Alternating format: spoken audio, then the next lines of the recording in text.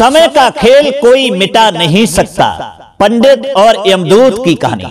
नमस्कार दोस्तों, स्वागत है आप सभी दर्शक भाइयों का फिर से हमारे YouTube चैनल दर्पण ज्ञान गंगा में।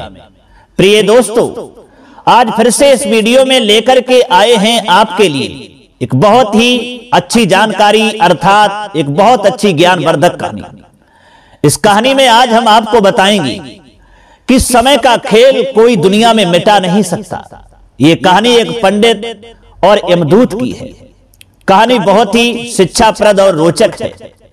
आपसे निवेदन है कि आप हमारी कहानी के लिए शुरू से अंत तक ही श्रवण करें।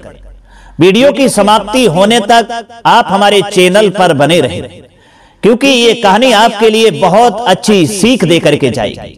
शायद आपने इस सीख के बारे में कभी सोचा नहीं होगा। तो चलिए दर्शक भाइयों, आपका कीमती समय नष्ट ना करते हुए अब सीधे इस कहानी की ओर बढ़ते हैं। आपसे निवेदन है कि कहानी सुनने के साथ साथ हमारे चैनल को भी सब्सक्राइब कर ले और बेल आइकन घंटी को भी दबाना ना भूलें, क्योंकि आपका एक सब्सक्राइब हमारे लिए मित्रों बहुत महत्वपूर्ण है। तो चलिए भाइयों, अब शुरू करते हैं ये कहानी। प्रिय दोस्तों, एक समय की बात है, किसी गांव में एक ब्राह्मण रहता था। वह ब्राह्मण बहुत ही ज्ञानी था। उसके पास में अथाह ज्ञान था। बहुत सारी ज्ञान की चर्चाएं इंसानों के लिए सुनाया करता था। एक दिन उसने विचार किया कि चलो हम अपने मित्र से मिलकर के आएंगे। मित्र दोस्तों उसके गांव से बहुत दूर रहता था। कहने का मतलब, ब्राह्मण के गांव से मित्र का गांव बहुत ही दूर था, जहां जाने में लगभग 2 दिन लगते थे। क्योंकि दोस्तों पहले जो थी सवारी की कोई व्यवस्था नहीं थी, आदमी पैदल यात्रा करता था। इसलिए पंडित अपने मित्र से मिलने का विचार बना करके अगले दिन जो था वो अपने मित्र से मिलने के लिए उसके गांव के लिए चल देता है। बहुत सारी ज्ञान की बातें उसके दिमाग में आती गई, सोचता गया, कुछ गुनगुनाता गया, भगवान का नाम लेता गया और आराम से चला जा रहा था। जब थोड़ी दूर पहुंचा है तो रास्ते में उसके लिए एक इंसान मिला। एक इंसान, वो इंसान पंडित जी के साथ साथ चलने लगा। पंडित जी ने विचार किया, ये इंसान है, अच्छा दिखाई दे रहा है, हम अकेले जा रहे थे, अब 1 से 2 हो गए। कहते हैं ना कि 1 से 2 भले होते हैं। जब वह इंसान पंडित जी के साथ साथ चलने लगा तो पंडित जी ने उससे पूछ दिया कि हे भाई, आप कौन है, आपका क्या नाम है? तब उस इंसान ने कहा कि मेरा नाम महाकाल है। पंडित जी के लिए दोस्तों ये नाम कुछ आश्चर्यजनक लगा, अचरज सा लगा।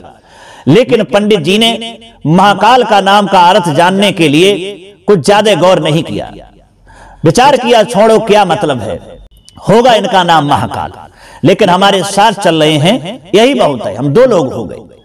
दोस्तों इसी तरह से वह ब्राह्मण यानी पंडित जी और उनके साथ में वह महाकाल चले जा रहे थे। आगे जब एक गांव पड़ा तो महाकाल ने पंडित जी से कहा कि हे पंडित जी, तुम सीधे चलते रहो और मैं तुम्हें गांव से आगे मिलूंगा, क्योंकि गांव में मेरा कुछ काम है। दोस्तों क्या हुआ, महाकाल जो थे वो गांव की तरफ यानी अंदर निकल गए। इधर पंडित जी क्या देखते हैं कि एक भैंसा जो है आदमी को मार रहा है और उस भैंसा ने उस आदमी को जान से खत्म कर दिया, वो मारा गया। पंडित जी को देख करके बड़ा ही आश्चर्य लगा कि ये क्या हुआ। जब गांव से पंडित जी पार होते हैं तो वह महाकाल पंडित जी के पास में पुनः पहुंच जाते हैं। फिर साथ साथ चलने लगे। पंडित जी ज्ञान की चर्चाएं करते हुए जा रहे हैं, महाकाल सुनते जा रहे हैं। दोस्तों धीरे धीरे धीरे धीरे जब चलते चली गई, शाम हो गई थी, रात्रि होने वाली थी, तो एक गांव पड़ा। पंडित जी ने कहा कि देखो महाकाल भाई, अब तो रात्रि होने वाली है और रात यहीं गांव के एक मंदिर में गुजारेंगे। जो ये मंदिर दिखाई दे रहा है, इसी मंदिर में रात गुजारेंगे, यहीं भोजन बना करके खाएंगे और सुबह होते ही अपनी मंजिल के लिए चलना शुरू कर देंगे। दोस्तों मंदिर के पास में पंडित जी और महाकाल जब पहुंच गए तो महाकाल ने कहा कि देखो पंडित जी, आप भोजन बनाओ और यहाँ भोजन को श्रवण करो। तब महाकाल ने कहा कि देखो पंडित जी, आप भोजन बनाओ और भोजन को खाओ, मैं लौटते समय खा लूंगा, क्योंकि मेरा किसी इंसान से यहाँ काम है, मैं अपने काम को पूरा करके तब आऊंगा। दोस्तों वही हुआ, महाकाल जो थे उस गांव के अंदर प्रवेश कर गए। पंडित जी ने भोजन बनाया। भोजन खाने के लिए जैसे ही बैठते हैं तो पंडित जी क्या देखते हैं दोस्तों कि उस गांव में आग लग गई। पंडित जी भोजन कर रहे थे और गांव से धुआं निकल रहा था, वो देख रहे थे, पूरे गांव में आग लग गई। पंडित जी को बड़ा आश्चर्यजनक लगा, ये क्या हुआ। जब गांव में आग लगती है तो महाकाल भी आ जाते हैं और वहीं महाकाल भी भोजन करते हैं, रात गुजारते हैं। और जब सवेरा होता है तो पंडित जी महाकाल दोनों लोग फिर अपनी मंजिल के लिए चलना शुरू कर देते हैं। गांव से बाहर जब चलते हैं, जंगल में पहुंचते हैं, तो पंडित जी विचार करने लगे कि ये कैसा महाकाल है, ये कैसा इंसान है। ये जहां जिस गांव में जाता है तो कोई ना कोई नुकसान हमें नजर आता है, कोई ना कोई दुर्घटना घटित होती हुई नजर आती है। इसका कारण क्या है? अब हमको गौर से देखना चाहिए कि ये इंसान है तो कौन है। दोस्तों, इसी तरह से पंडित जी जो थे विचार करते जा रहे थे। आगे एक गांव पड़ता है। तब महाकाल ने पुनः फिर कहा कि पंडित जी, मैं आपको इस गांव से बाहर मिलूंगा। इस गांव में हमारा कुछ काम है, वो काम भी पूरा कराऊं। एक मनुष्य से मुझे मिलना है। दोस्तों, पंडित जी ने कहा ठीक है, जाओ आगे गांव के बाहर मिल जाना।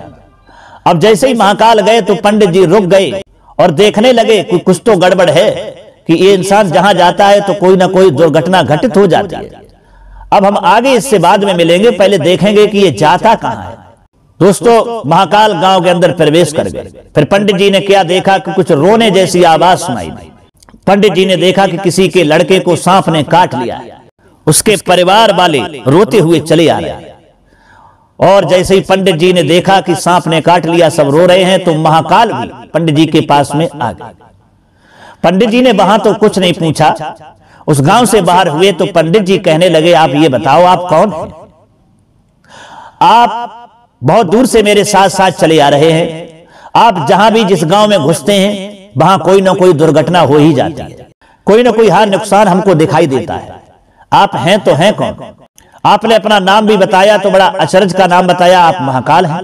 कौन है आप?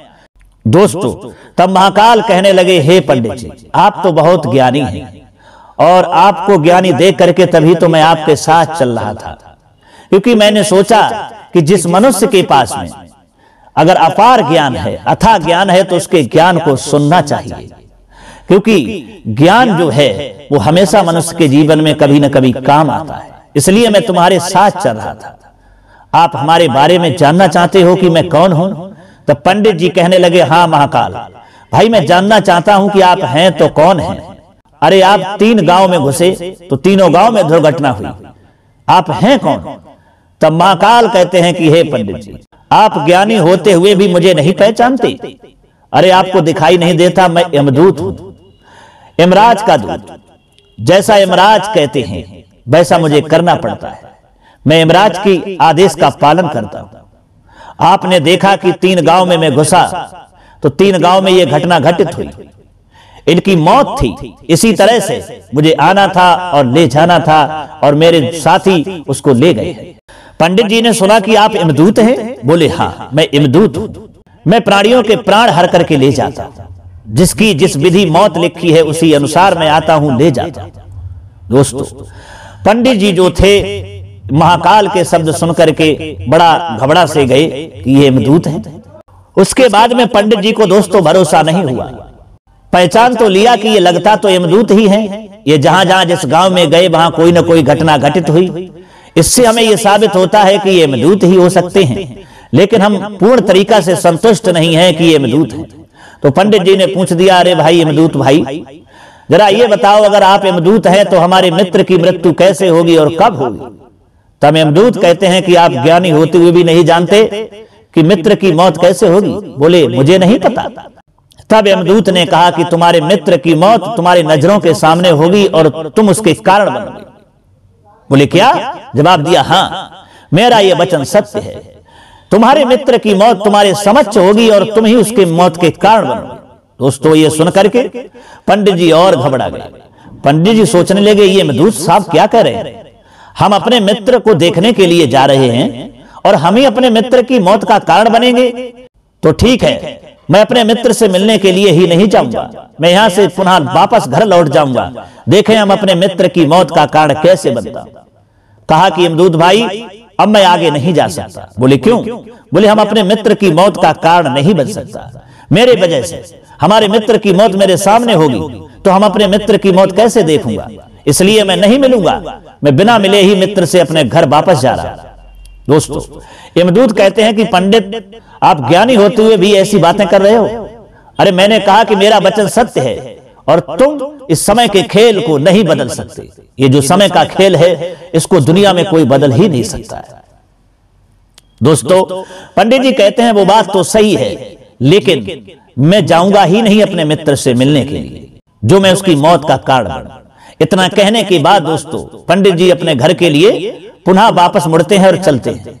तो पंडित जी क्या देखते हैं कि उसका मित्र जो था वो चला आ रहा है, आवाज लगा रहा है, लेकिन आवाज नहीं लगा पा रहा था क्योंकि वह गूंगा भी था और अपाहिज भी था, यानी लंगड़ा था। एक पैर से, हाथों से बल से भागता हुआ चला आ रहा है, आवाज लगाने का प्रयास कर रहा है पंडित जी को, लेकिन आवाज उसके मुंह से निकल नहीं पा रही है, गूंगा था।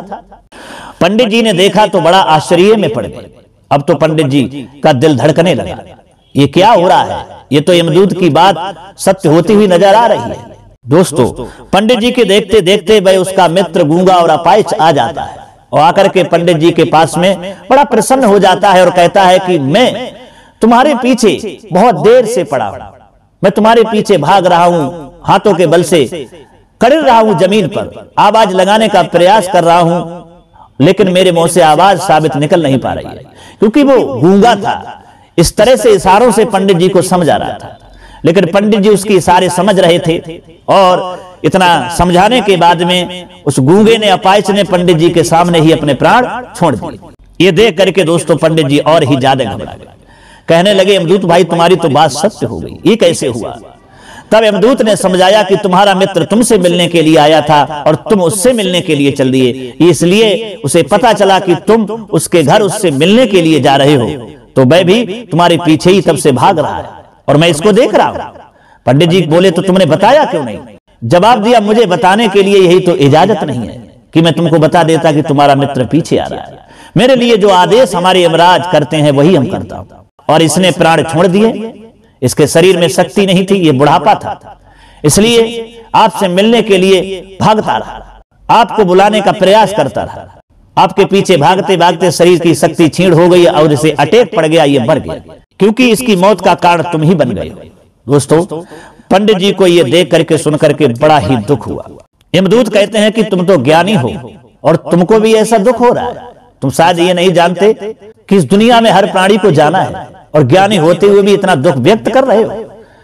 तो पंडित जी ने कहा कि यमदूत भाई वो तो बात सत्य है, लेकिन मैं आपसे ये पूछना चाहता हूं कि आप हमारे 7 साल चलते रहे और आपने मुझे बताया नहीं, अगर बता देते तो इतनी दूर तक मैं क्यों आता? तब यमदूत कहते हैं कि पंडित जी मैं तो हर इंसान के साथ चलता हूं, लेकिन इंसान मुझे देख नहीं पाता क्योंकि वो सांसारिक बंधनों में बंधा हुआ है, सांसारिक वस्तुओं में, सुख वाली वस्तुओं को प्राप्त करने में, उसको हासिल करने में लगा हुआ है। उसके लिए चोरी, बेईमानी, डकैती सब कुछ करता है, अच्छे बुरे कर्म करता है और सांसारिक सुख की अभिलाषा को लेकर एक दूसरे को मारने के लिए उद्धत हो जाता है, लेकिन वो सांसारिक सुख प्राप्त करना चाहता है, इसलिए वो हमको देख नहीं पाता, पहचान नहीं पाता, और यही कारण है मनुष्य के दुख का। दोस्तों, तो पंडित जी कहते हैं तुम्हारी ये भी बात सत्य हो गई, मेरा मित्र भी मेरे सामने मर गया और मैं ही उसकी मौत का कारण बन गया। चलिए, अब पंडित जी मन में विचार करते हैं कि लगता तो ये यमदूत ही है, अब तो साफ सिद्ध हो चुका है कि मेरी नजर में ये यमदूत ही है। अब इनसे ये पूछना चाहिए कि हमारी मौत कब होगी, कैसे होगी। तो दोस्तों, पंडित जी कहते हैं ठीक है, अब हमें संतुष्ट हो गया है कि आप यमदूत ही हैं, लेकिन आप हमारे बारे में बता सकते हैं कि हमारी मौत कब होगी? तब यमदूत कहते हैं कि सुनिए पंडित जी, तुम्हारी मौत आज से 6 महीने के बाद फला दिन के लिए फला समय पे हो जाएगी, और वो भी अपने राज्य से तुम दूसरे राज्य में जाओगे, दूसरा राजा तुम्हें फांसी बोलेगा और तुम हंसते हंसते फांसी पे लटक जाओगे और तुम्हारी मौत हो जाएगी। पंडित जी बोले, इस तरह से मौत होगी? बोले, हाँ, इस तरह से मौत होगी, क्योंकि हमारा वचन सत्य है और समय के खेल को कोई बदल नहीं सकता, उसको कोई मिटा नहीं सकता। दोस्तों, इतना कहने के बाद में यमदूत कहते हैं कि अब हमारा काम जो था तुम्हारे साथ चलने का वो खत्म हुआ, जिस वजह से मैं चल रहा था वो भी खत्म हो गया और मैं अब जा रहा था। इतना कहते हुए दोस्तों यमदूत अंतर्ध्यान हो गए। पंडित जी वहां निराश होकर के चले आए। पंडित जी को चिंता होने लगी कि हमारी मौत 6 महीने के बाद में फला दिन के लिए फला समय पे हो जाएगी और दूसरे राज्य में हो जाएगी। अब पंडित जी बहुत ही विद्वान ज्ञानी थे, तो अपने मौत से बचने के लिए कर्मकांड बहुत सारे यज्ञ पूजाएं करते हैं। सारे कर्मकांडों को करने के बाद में पंडित जी अपने राजा के पास में जाते हैं, यानी अपने राज्य में जो राजा थे उनके पास में गए और सारी कहानी यमदूत वाली सुनाई और कहा है कि महाराज यमदूत हमको मिले थे, उन्होंने कहा कि 6 महीने के बाद तुम्हारी मौत हो जाएगी और दूसरे राजा के राज्य में जब जाओगे तो वो तुम्हें फांसी बोलेगा और दूसरे राजा के या तुम फांसी चढ़ जाओगे। इस तरह से तुम्हारी मौत लिखी है। अब मैं क्या करूंगा? 6 महीने के बाद मौत को कैसे टालूं? दोस्तों कहते हैं ना कि मौत से किसको डर नहीं लगता। अगर इंसान को यह पता चल जाए कि फला दिन फला समय पर हमारी मौत होगी तो वो उससे बचने के लिए हर तरह से उपाय करता है कि मैं बच जाऊं, लेकिन समय का खेल कोई मिटा नहीं सकता। दोस्तों राजा से जब ये कहा तो राजा ने कहा ठीक है, अपना दरबार लगाया और दरबार में सलाहकारों से मंत्रियों से पूछा। तो मंत्रियों ने राजा को सलाह दी कि पंडित जी के लिए आप अपने महल में अपने राज्य में रखें, पंडित जी को किसी से मिलने ना दिया जाए बगैर पंडित की इच्छा से, और पंडित जी जहां जाए वो जा सकते हैं, यहीं रखा जाए पंडित जी को। जब ये दूसरे राजा के राज्य में जाएंगे नहीं तो इनकी मौत कैसे हो सकती है? यमदूत की बात सत्य नहीं हो सकती। दोस्तों राजा ने वही किया। राजा ने पंडित जी से कहा कि पंडित जी घबराइए नहीं, तुम अपने घर को छोड़ करके हमारे यहाँ राज्य में महल में आकर के रहो, तुम्हारे लिए रहने की उचित व्यवस्था होगी, खाने पीने की व्यवस्था होगी। दोस्तों वही हुआ। पंडित जी ने कहा ठीक है महाराज। अब पंडित जी जो थे राजा के महल में रहने लगे और वहां राजा ने आदेश कर दिया नौकरों के लिए कि पंडित जी के लिए किसी भी प्रकार की दुख और परेशानी नहीं होना चाहिए, इनके लिए समय पर भोजन मिलना चाहिए, समय पर पानी मिलना चाहिए और इनकी इच्छा के विरुद्ध कोई इनसे मिलने ना पाए और ये जहां भी जाएं इनके लिए कोई रोके ना, कहीं भी ये जा सकते हैं। दोस्तों राजा ने आदेश कर दिया। अब पंडित जी राजा के महल में रहने लगे। धीरे धीरे समय बीतता चला गया। पंडित जी को चिंता बढ़ती चली गई। पंडित जी एक दिन खुश हुए कि समय नजदीक आ रहा था। अब पंडित जी विचार करते हैं कि हम दूसरे राजा के राज्य में जाएंगे ही नहीं तो देखें हमारी मौत कैसे हो सकती है, यमदूत की बात सत्य कैसे हो सकती है। पंडित जी दिन गिनते चले गए। दोस्तों धीरे धीरे 6 महीना व्यतीत हो गए। दोस्तों केवल 6 महीना में 2 दिन बाकी थे। इधर दोस्तों क्या हुआ, केवल 2 दिन बाकी मौत के रह गए थे 6 महीना में। तो रात के समय पंडित जी जब महल में लेटे हुए थे रोज की तरह, इधर दोस्तों पंडित को नींद में चलने की बीमारी थी जो पंडित को खुद नहीं मालूम थी। नींद में चलने की बीमारी, ये तो मित्रों आपने सुना ही होगा कि कुछ लोगों के लिए नींद में चलने की बीमारी होती है। उनकी आंखें खुली होती हैं, वो चल देते हैं, लेकिन उन्हें ध्यान नहीं रहता है कि मैं कहां जा रहा हूं, क्या कर रहा हूं। ऐसे कुछ लोगों के लिए नींद की बीमारी होती है, वही पंडित को थी। पंडित जी जो थे पहले तो 6 महीने के अंदर कहीं नहीं गए, नींद की बीमारी ने कोई असर नहीं किया। और जब अगला दिन बचा और वो रात्रि बची तो दोस्तों क्या हुआ कि पंडित जी जो थे रात्रि के समय लगभग अर्धरात्रि के समय पंडित जी नींद की बीमारी में उठ करके चल देते हैं। नौकरों ने देखा तो नौकरों ने नहीं रोका, क्योंकि राजा का आदेश था कि पंडित जहां भी जाए उन्हें रोका ना जाए। पंडित जी चले गए और अस्तबल में पहुंचे। वहां एक बहुत दौड़ने वाला घोड़ा था, उस घोड़े पर बैठ गए। अब पंडित जी ने घोड़ा दौड़ा दिया। घोड़ा पूरी रात भागता रहा दूसरे राज्य में पहुंचा और दूसरे राजा के राज दरबार में राजमहल में पहुंच गया।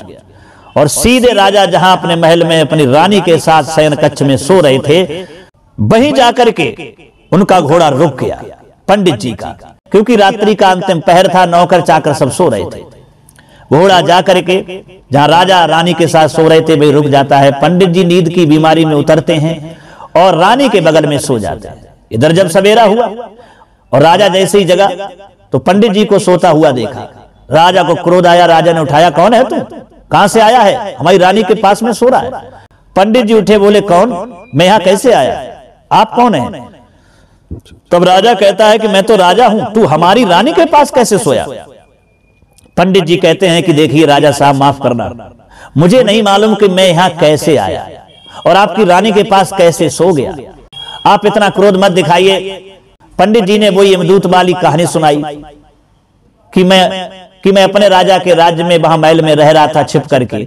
6 महीने बाद मौत हमारी होनी है, जो आज ही हमारी मौत का दिन है और मैं आपके यहाँ आ गया। अब कैसे आ गया मुझे नहीं मालूम। दोस्तों, राजा जो है नौकरों को आदेश देता है कि इसको पकड़ लो और दरबार में इसको लाया जाए। जब राजा दरबार में जाता है तो क्रोध में जब उस पंडित जी को देखता है तो कहता है कि क्यों रे पंडित, तेरी इतनी बड़ी हिम्मत कि तू रात में हमारी रानी के पास सोया। हाथ जोड़ करके पंडित कहता है कि देखिए राजा साहब, मेरी बात का विश्वास करें। मैं अपने राजा के राजमहल में रह रहा था, मौत से बचने के डर से वहां छिपा हुआ था, लेकिन मैं यहाँ कैसे आया मुझे नहीं मालूम, क्योंकि यमदूत ने मुझे सारी बात बताई है कि 6 महीने बाद तुम्हारी मौत हो जाएगी और इस तरह से मौत होगी। अगर आपको यकीन नहीं है तो हमारे राजा साहब के अपना कोई दूत भेज करके पूछ लीजिए। दोस्तों, उस राजा का नाम बताया तो उस राजा का वह राजा मित्र था।